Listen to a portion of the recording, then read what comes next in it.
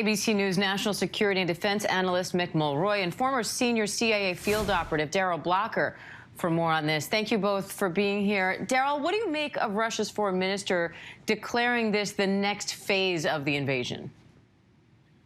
Well, the next phase, I think it's odd. I come from a background where the wars that I fought on the African continent lasted decades, and we're talking about weeks for phase two.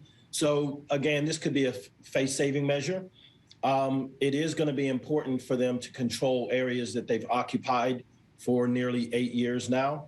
But second phase, I think, I'm not really sure what that means. It means that they didn't achieve their original goals, which is good for the Ukraine. But it also means there's going to be a lot of death and destruction that comes with this second phase. Now, Mick, Russia seems to have shifted its focus now to eastern Ukraine. So what does that mean for the future of this war? So, Diane, I think Darrel is exactly right. I think what this new phase, or calling it a phase, is an acknowledgement of Russia that they've made a lot of mistakes, quite frankly, in their efforts to take Kyiv. So the new phase, as they're calling it, they put a new general in charge who has a long history in both Chechnya and Syria of brutality, but he is made up for their lack of unity of command. And they're closer, quite frankly, to Russia, where they can resupply themselves, something that was a big problem before.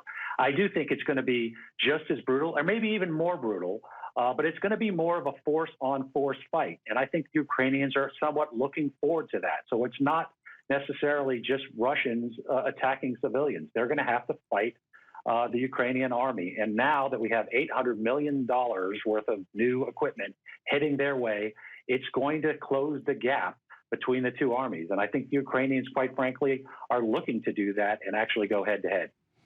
Now, Darrel, Mariupol is reportedly on the brink of falling to Russian forces. What would Ukraine need to do at this point to keep that from happening?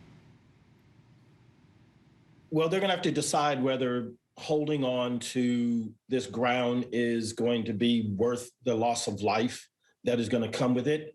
And I understand President Zelensky has said they're going to fight to the last person. But sometimes regrouping and stepping back and recognizing that ceding land might actually win them in the long run. But it will be a victory for the Russians to be able to say that they now control a city that they didn't control prior to the invasion. Now, Mick, as this war progresses and changes, how does that impact the response from U.S. and other allies? So I think we are doing the right things by getting them weapons and equipment, but we need to do more of it. We have an incredible capacity to move things across the world, quite frankly. We need to improve it, but we need to increase it. But we're doing the right thing. But they need more ammunition, and they need it now. All right, Darrel Blocker, Mick Mulroy, great to have you both. Thank you. Hi, everyone. George Stephanopoulos here. Thanks for checking out the ABC News YouTube channel. If you'd like to get more videos, show highlights, and watch live event coverage, click on the right over here to subscribe to our channel. And don't forget to download the ABC News app for breaking news alerts. Thanks for watching.